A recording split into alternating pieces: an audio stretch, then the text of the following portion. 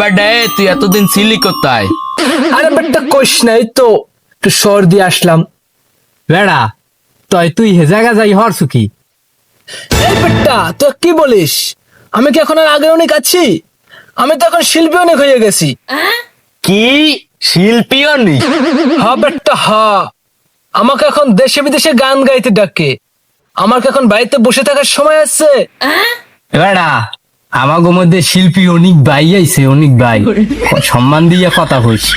শিল্পী অনেক ভাই, এতদিন আপনি কোথায় গান গাইছেন আমাদের যদি একটু বলতেন।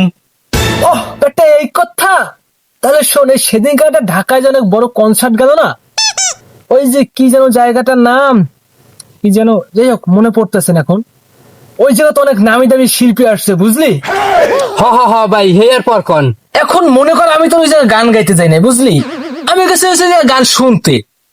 আমি তো মনে করো যে পিছনে দাঁড়াই না ছিলাম, তো ওখানে আবার একজন ওই বিদেশ থেকে ইংরেজিতে গান গাইতে আইছে একজন শিল্পী। ও হেইয়া, তাই হে ভাই কোন দেশ দেইছে? এবারে দেখছো দেখছো, কথা মতো দেশে বা অথান দেয় দেশে এককালে কর তার পাইন্ডে মাইরে দেশে, তোগুলোকে আর কথাই কম না। থাক ভাই থাক, তুই কথা চালাই যা। হ্যাঁ পর কি হয়েছে তুই হ্যাঁ জানো? হায় এরপর কি হয়েছে আমি ভালো করেই জানি। তুমি জানো না স্যারের বাল। সজলাই কমু কমু হ্যাঁ পর কি হয়েছে কমু ক। হ ভাই তুই ক ক ক। হেয়ার পর হেই শিল্পী আমার স্টেজে বই দেখছে, দেখা আমার এই জায়গা ওই জায়গার এক কমিটির লোকেরে ডাক দিয়ে কইতে আছে, ও যে পিছনে একটা লোক খায় না দেখতে আসো, একটা পোলা, ওই পোলাটা অনেক ভালো গান করে। হেয়ার পর আমার হেই কমিটির লোকে মাইকিং করে স্টেজে ডাক কিনেছে, তুই হ্যাঁ জানো?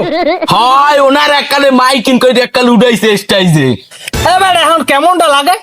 তুই দেখছো দেখছো আমার এই মাইকিং করে ডাক কিনেছে না নেছে?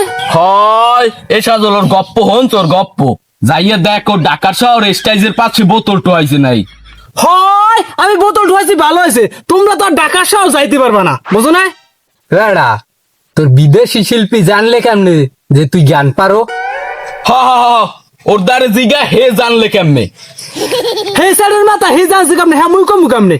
তোমরা এত জন তো তোমরা একটু জিগাইতে পারো না হে কেমনে জানছে? এই আমি কান ধরছি, তোমার কথা আমি আর কোনো কথা জীবনে কমু না, আমি এই যাই।